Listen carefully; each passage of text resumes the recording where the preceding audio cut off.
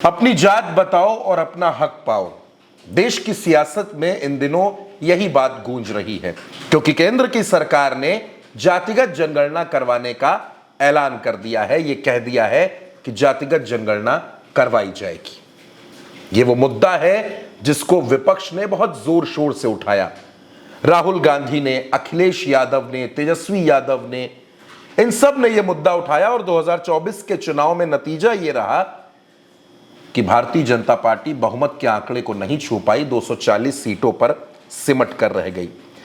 दोस्तों, आज मैं आपको बताऊंगा कि इस पूरी खबर पर, जातिगत जनगणना के ऐलान पर जो क्रेडिट वॉर छिड़ी हुई है वो तो है ही, उसके साथ साथ तमाम जो पार्टियां हैं वो क्या कर रही हैं, क्या कुछ चल रहा है, ये भी मैं आपको बताऊंगा। लेकिन उससे पहले मैं आपको यह बता देता हूं कि जातिगत जनगणना में क्या कुछ होने वाला है। जातिगत जनगणना की प्रक्रिया आगामी 11 महीने तक चल सकती है। पहले चरण में घर मकान की सूची तैयार की जाएगी। दूसरे चरण में आबादी की गिनती होगी।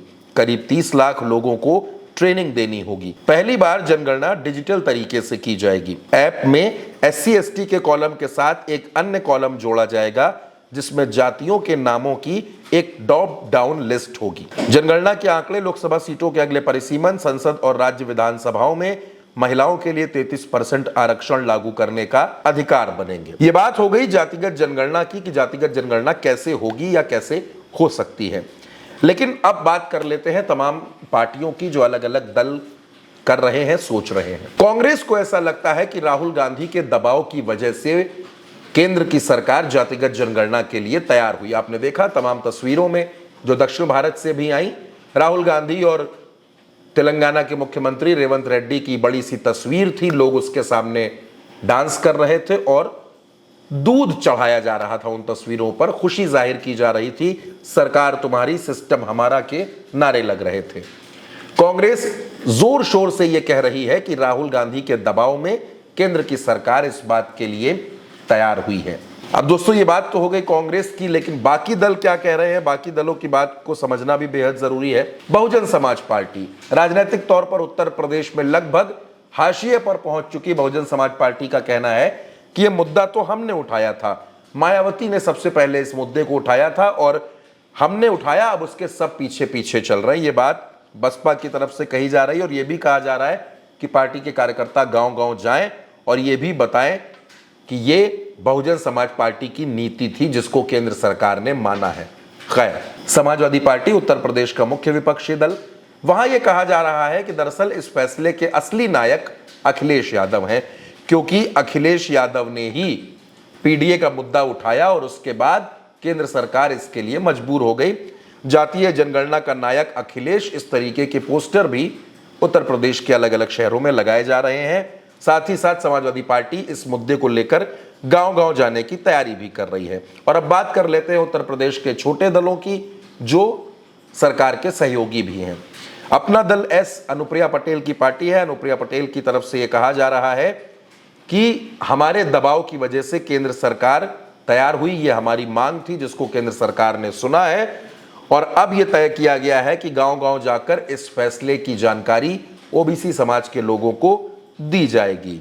संजय निषाद पार्टी सरकार के सहयोगी, उनका भी यह कहना है कि यह फैसला हमारी वर्षों की मेहनत का परिणाम है। हम लगातार सरकार से इसकी मांग कर रहे थे और उन्होंने यह भी कहा कि सामाजिक स्थिति OBC समाज की कैसे मजबूत होगी, इसकी जानकारी गांव-गांव जाकर लोगों को दी जाएगी। ओम प्रकाश राजभर की पार्टी है, सरकार की हिस्सेदार है।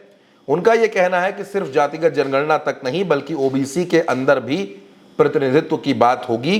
पार्टी गांव में सभा करके बताएगी और यह बताएगी कि OBC की अंदरूनी हिस्सेदारी का सवाल अब सबसे अहम बन गया है और सिर्फ सुभाषपा इसे उठा रही है। आम आदमी पार्टी प्रयागराज से इसकी शुरुआत करने जा रही है अपने मिशन की। संजय सिंह 2 दिनों तक प्रयागराज में डेरा डालेंगे और यह बताएंगे कि आम आदमी पार्टी ने ही कैसे इस पूरे मुद्दे को उठाया था। लेकिन अब बात करते हैं भारतीय जनता पार्टी की। भारतीय जनता पार्टी को लेकर यह कहा जा रहा है कि बीजेपी ने दरअसल मास्टर स्ट्रोक चल दिया है और विपक्ष के हाथों से मुद्दा छीन लिया है। लेकिन बीजेपी भी इस बात को जानती है कि जातीय जनगणना का फैसला दबाव में लिया गया है, क्योंकि अगर जातिगत जनगणना का फैसला ना होता तो 2027 के यूपी चुनाव में और अभी इसी साल बिहार में होने जा रहे चुनाव में विपक्ष के हाथों में यह बहुत बड़ा मुद्दा होता जिस पर जवाब देते हुए सरकार को न बनता। बीजेपी इस बात को भी जानती है कि इस फैसले से उसको सवर्ण समाज की नाराजगी भी झेलनी पड़ेगी। अब उनकी नाराजगी को बीजेपी कैसे देखेगी, कैसे उसको निपटेगी, उससे यह बीजेपी को तय करना है। फिलहाल सभी सियासी दल इस पर अपना अपना दावा कर रहे हैं। उनका कहना है कि हमारे आंदोलन की वजह से, हमारी मांग की वजह से, हमारे दबाव की वजह से केंद्र सरकार ने यह फैसला लिया है। अब असली क्रेडिट किसको है ये जनता तय करेगी। जातिगत जनगणना कब शुरू होगी, किस तारीख से होगी, कब तक चलेगी, इस बारे में फिलहाल सरकार की तरफ से कोई जानकारी नहीं दी गई है, लेकिन यह कहा जा रहा है कि मॉनसून सत्र में यह संसद में पेश किया जा सकता है। फिलहाल इस खबर में मेरे साथ इतना ही। आप अपनी राय कमेंट बॉक्स में हमें जरूर बताइएगा और चैनल को सब्सक्राइब करना बिल्कुल मत भूलिएगा। नमस्कार।